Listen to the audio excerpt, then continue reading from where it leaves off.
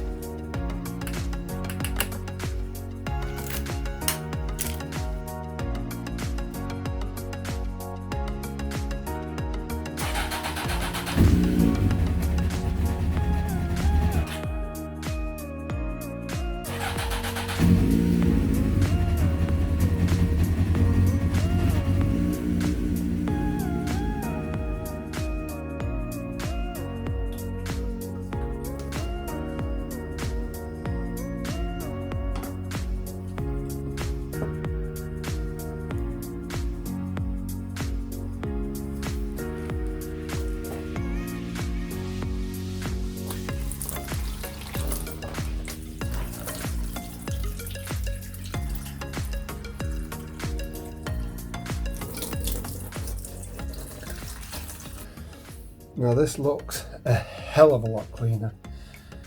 Yeah, so I'm quite happy with that now. You're supposed to put a new sealing washer in, which is a copper washer. I haven't got one, so what I'm going to do is I'm going to heat this up a couple of times to get it cherry red. I think the process is called annealing. What it does is it makes the copper soft again.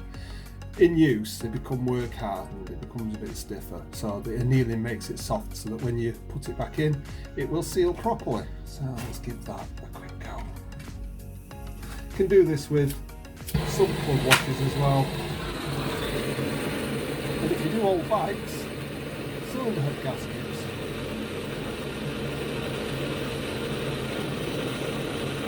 Shit into water as well.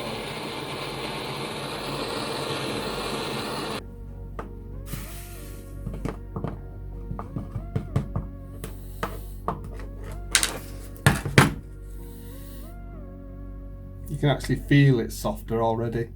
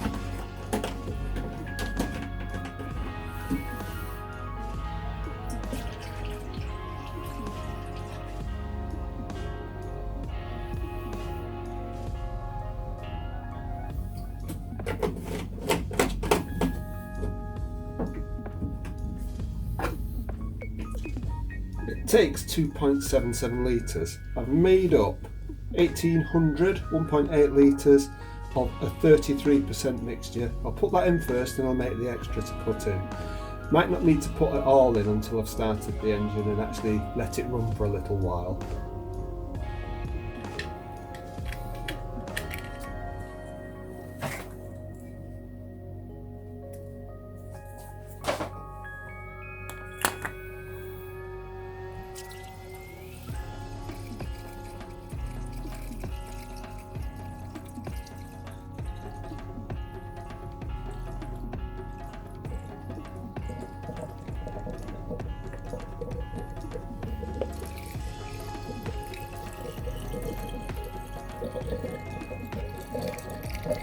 should have sorted out the overflow bottle when I actually had the tank and the seat off and everything.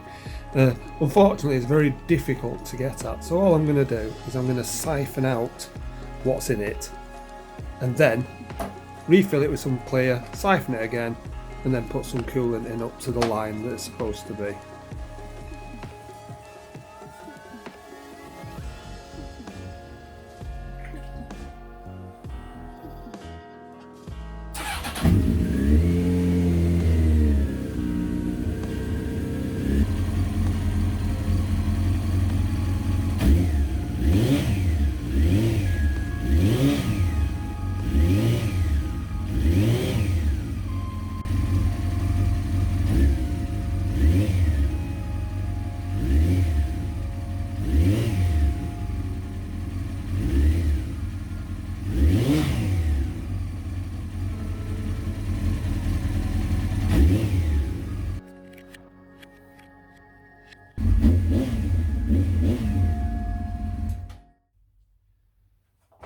That's all the items finished on the service now, and it really sounds nice. It's got clean oil, new valve clearances set, new coolant, new filters. I think it's good to go. Checked all of the running bits and even changed the subframe. So it's been quite a bit that I've done to this bike.